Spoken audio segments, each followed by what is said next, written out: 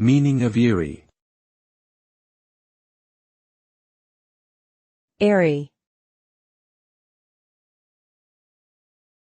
Eerie. Eerie.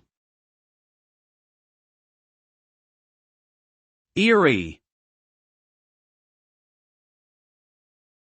Eerie is an adjective used to describe something that is strange or frightening, often due to a supernatural or inexplicable quality. It can be used to describe an eerie silence, an eerie glow, or an eerie feeling. The word eerie implies a sense of unease or discomfort, and is often associated with ghost stories or horror movies.